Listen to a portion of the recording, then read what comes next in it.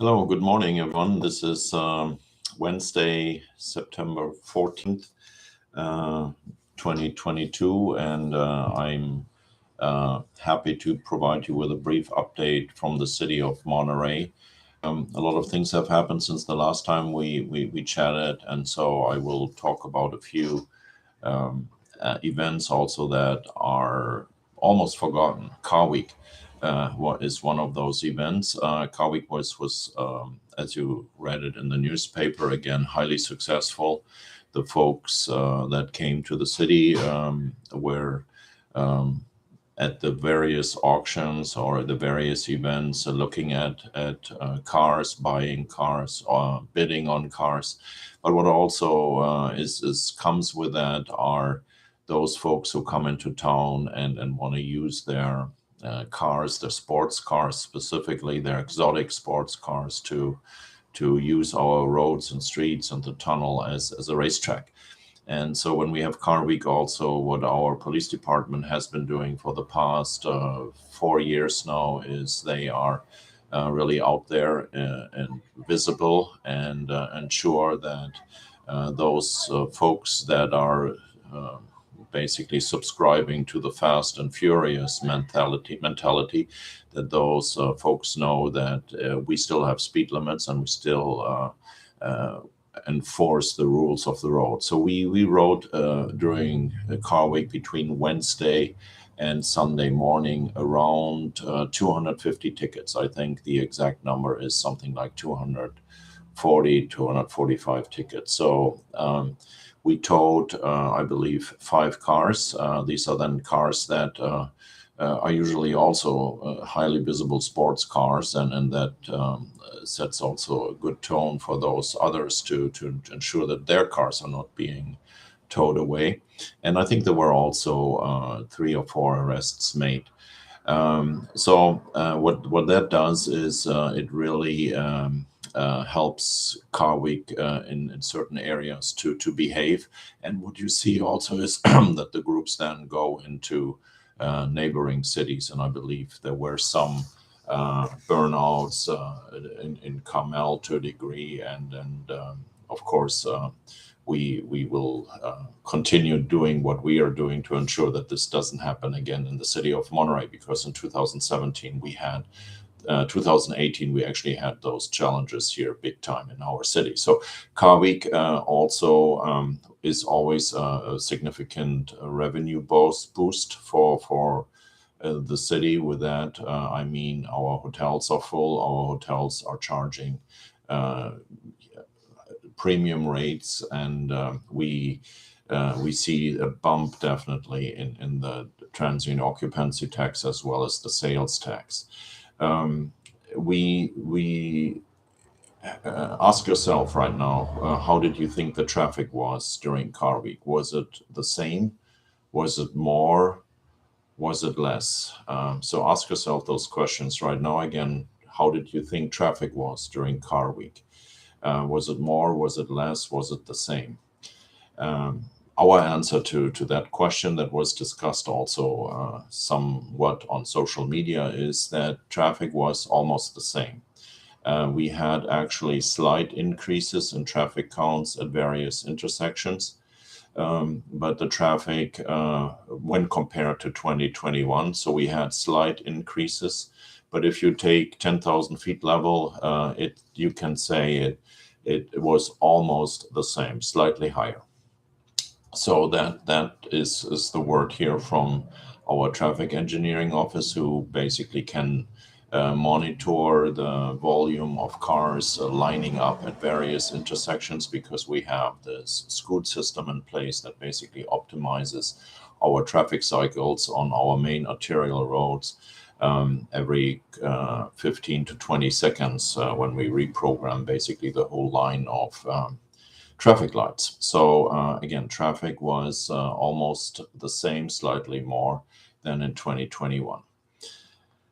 So Car Week is booked. Was a huge success. The auction houses all sold cars at record numbers.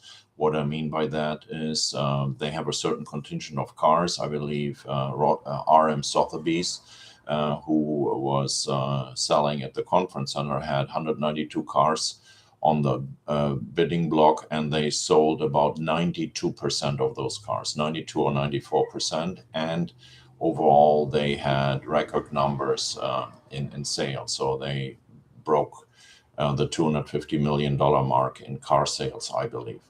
The other thing that is always being asked is, oh, that is pretty good. We get a lot of sales tax. And I just want to remind everyone, no, we do not get a lot of sales tax, because if the vehicles are being sold outside, going to a person who owns the cars outside of California, there's nothing that the city of Monterey is receiving in sales tax. So that applies to the RM Sotheby's car auction, and that also applies to the Mecum car auction that was held at the Hyatt on the eastern part in Monterey, the Hyatt hotel. So that's all for Car Week.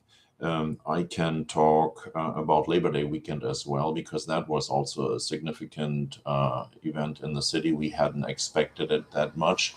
The weather in the inland was very, very hot, as you recall. Also, our area heated up to a degree, but it was still probably very, very comfortable for those folks that came from Central Valley or other cities. I walked into a group of people on Asilomar, and we chatted briefly. And I said, "Yeah, Monterey is so hot; it's in the mid 80s right now. It's really refreshing here at Pacific Grove, Asilomar Beach." And the folks looked at me and said, "We are from San Jose. 88 degrees is really not that hot." And I realized our standards, our measures are slightly different. Having said all that, the Monterey County Convention and Visitors Bureau, with whom we always talk about the data points, they shared with us that Labor Day weekend was a stellar weekend for the hospitality industry. The city was full, the peninsula was full. In the city of Monterey on Saturday, we had 98% of our hotel rooms sold out. 98% of our hotel rooms were sold out. And on Friday night, Friday to Saturday, the number was, I believe, 85%. So it was really a very successful weekend. And of course, since Monday was Labor Day, people stayed from Sunday to Monday. They added another day. So that is all very good news. And also the hotels, they were charging about an average rate of $400 a night on Saturday. Just let that sink in. An average night of $400 on Saturday was what our hotels here on the Monterey Peninsula were charging. When I hear those numbers, I'm always a little bit concerned, as I am worried that the hotels might be charging too much, because they can actually outsource us, or they can place us out of the market by overcharging our visitors coming.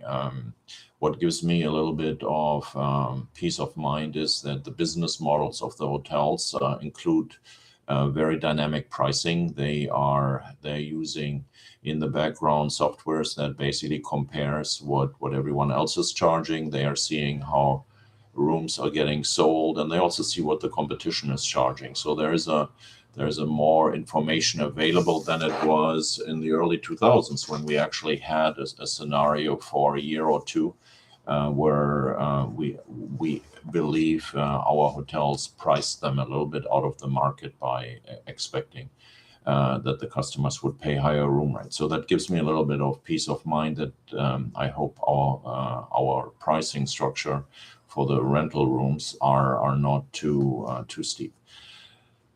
So Labor Day, again, looking from the city's perspective, was a great success. We also found accompanying support data to the overnight data that I just shared with you in our parking data. We had about 8 to 9% more folks using our parking lots and our parking garages.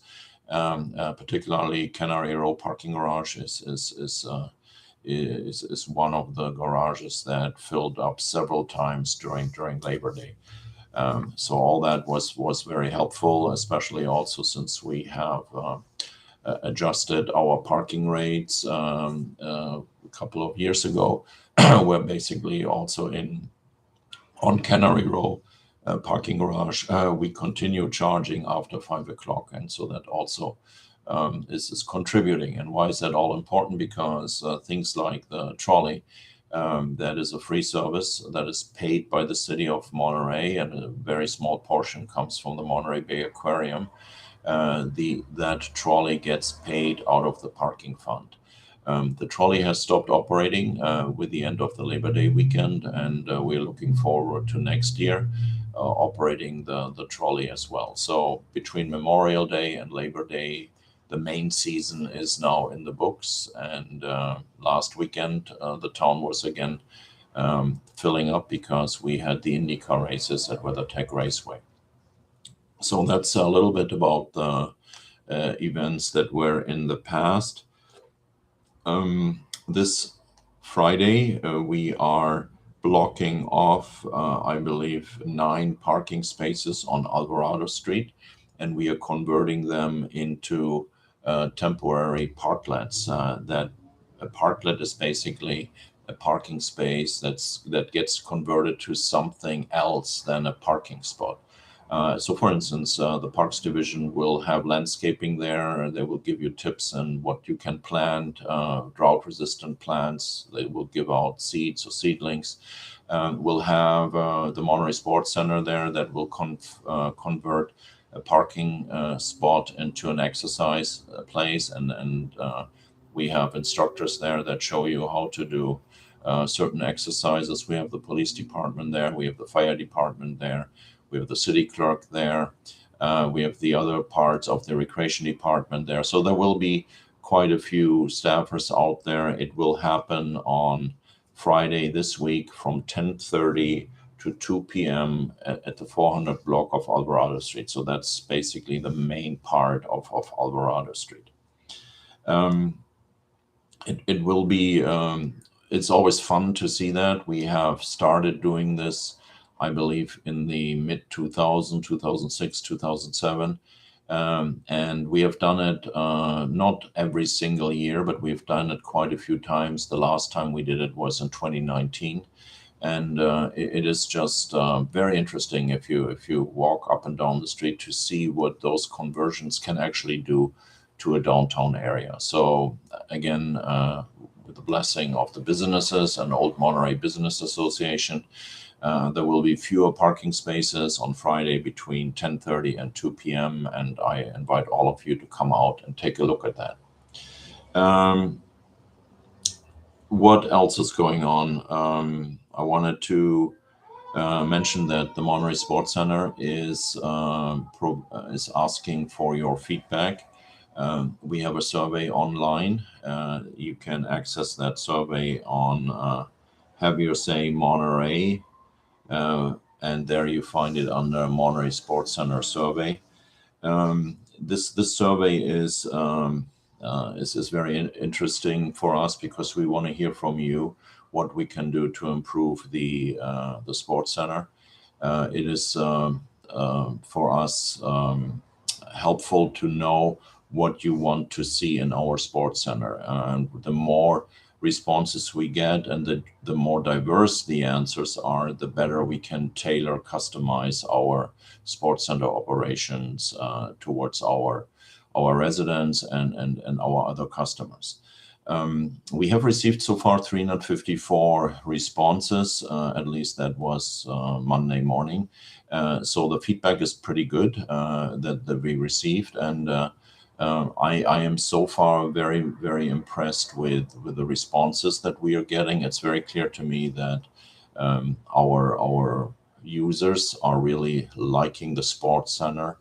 as is, and they also see a lot of things quite differently than we thought they would see it. So without going into deeper details right now, it's very revealing, and we are very appreciative of everyone providing us with feedback. This November, we will have our cannabis tax measure on the ballot. Again, if you want to learn more about the tax measure, we have information posted on Have Your Say Monterey /cannabis, and also on the election page at the city clerk, which is the Monterey.org /city clerk. And please read what is posted there and form your own opinion about that. Last night we had in front of the Planning Commission a first reading, or the first in-depth conversation about a final draft for the wireless ordinance. I understand that the meeting went well, and I believe the Planning Commission will have another session about it before they will pass then the draft ordinance on to the City Council for the City Council's final review. So that process is hopefully coming to an end sometime in 2022. So we are progressing there as well, and that's good to know. We have an invasion of sea lions. You have heard about that left and right of the wharf. We have our hands full to ensure that the humans don't interact with the sea lions there. It's not quite clear why they are on that location. We solicited input from NOAA and other wildlife experts, and they do not know why they all of a sudden came to that area. They will keep an eye on that. We organized, ordered, rented fencing material there, and we also, for instance, this weekend had an issue where the sea lions found another way of popping up on the wreck trail, and then of course our crews are called and trying to shepherd the sea lions back to the spot where they can actually be. So I just want to encourage everyone to please, when you walk by there and you see humans trying to cross the barricades to take close-ups or so, not a good idea. These are wild animals. We are actually in their space. They are not in our space, and we'll hope that over the next couple of days, weeks or so, they rediscover the U.S. Coast Guard pier. We don't know exactly what spooked them there, that they came because usually they are all out at the U.S. Coast Guard pier. And like I said, we have engaged some scientists to find out more about it. Unfortunately, there is no clear answer there. So what we also learned is that this is nothing new.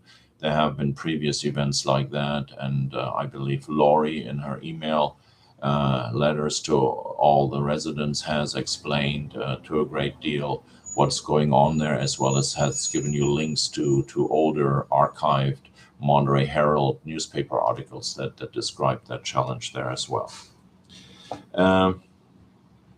That's all what I have for you today. I hope you are enjoying your Wednesday. Coming up next week is another council meeting on Tuesday. There are really no large items in front of council. And what I also want to share with you, that on October 26, we will hold a larger study session where we will discuss the climate action plan of the city of Monterey, and provide you also with an overview of what we have actually accomplished over the past 25 years when we started talking about climate action and compliance with SB 32, which reduces greenhouse gas emissions, etc. So I hope you find the time to also listen into that or participate with that.